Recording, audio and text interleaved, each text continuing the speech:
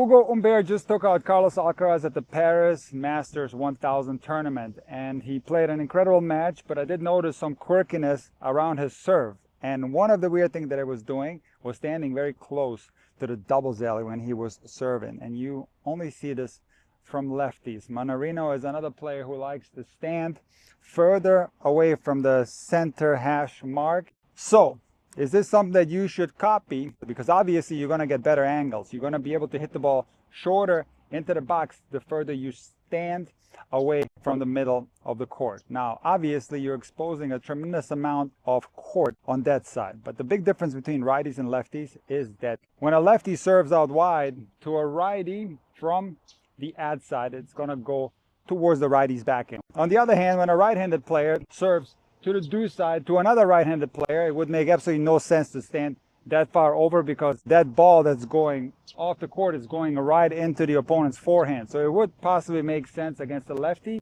But another reason why you see this only from lefties, because lefties are very uncomfortable to play because they give you a different spin. Any of their serves, whether it's the kick or the slice, is going to be difficult to return because the ball is traveling in the opposite direction of what you're used to. And most tennis players happen to be right-handed, so facing a good server who happens to be a lefty is a huge challenge. If you are a right-handed player, one thing that you can do is actually serve on the ad side further away from the middle of the court. This is something that a lot of the old clay court specialists used to do, is kick the ball out wide. And again, you're going to gain an advantage in the angle that you're going to be able to create, having the ability to hit the ball out shorter. So this is definitely something that you can experiment with as a right-hander, playing another right-hander, serving to the ad side. And if you're able to kick the ball short, it's going to be going to the opponent's backhand, and you got the entire court to work with where you can possibly dominate with your forehand. But serve positioning is not the only quirkiness on Humbert's serve.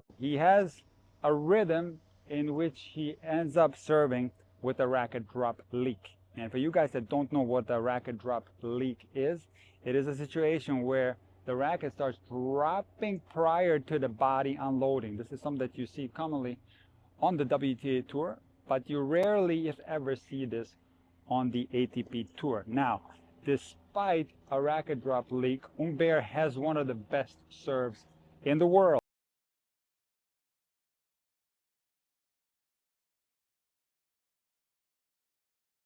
And the reason why his serve is so good, despite the racket drop leak, is number one, he has an incredible arm. You can see this when he hits a forehand. The guy can whip the ball so fast, but he also has a phenomenal loading position on his serve.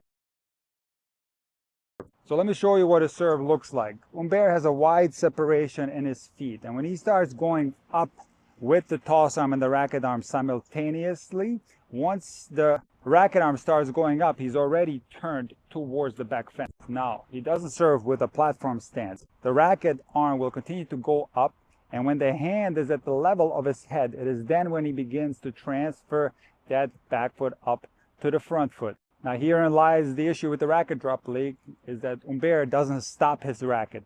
When that back foot starts to pull in, the racket continues to move backwards, and when he's fully loaded and ready to unload, the racket is already in the racket drop area. And this is actually something that you can see in real time, because the initial racket drop part on Humbert's serve is very slow, and this is visible without having to look at his serve in slow motion. On the ATP Tour, you're not going to see the racket drop because the acceleration is very violent. The unloading happens simultaneously with the racket dropping in the back.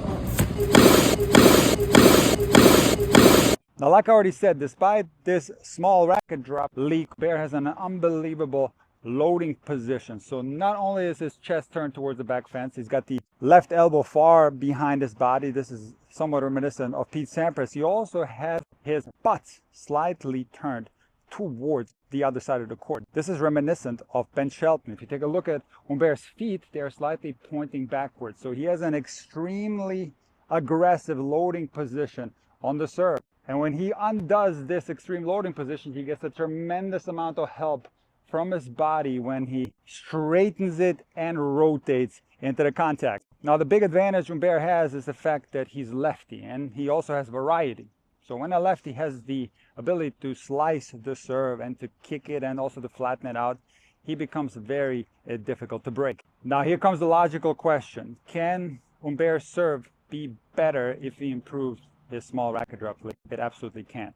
See, what happens often at the recreational level is that, number one, the racket drop leak is more severe, the racket goes further down, and the loading position is not quite as good. So if you combine a racket drop leak with an improper loading position, you got a lot of problems on your hands. So Humbert has a small racket drop leak. The hand hasn't begun to go down yet. It's only his racket head that's gone slightly down. His elbow hasn't begun to go up yet. So the percentage of improvement that Humbert can achieve by fixing this small racket drop leak is very small. He would gain a little bit more range of motion dropping the racket from here as opposed to here. See, the racket drop leak is a symptom, but it's not the cause. The actual cause of Humbert's racket drop leak is the late pull-up of the back foot. So his rhythm is up together, and there's nothing wrong with an up-together type rhythm. Initially, his toss hand and the racket hand go up together, and then the racket hand slightly lags behind, but the hands are going up together. The problem with his racket drop leak stems from the fact that he allows his hitting hand to go at the level of his head, and it is then when that back foot begins to go forward. And he unfortunately doesn't pause the racket here.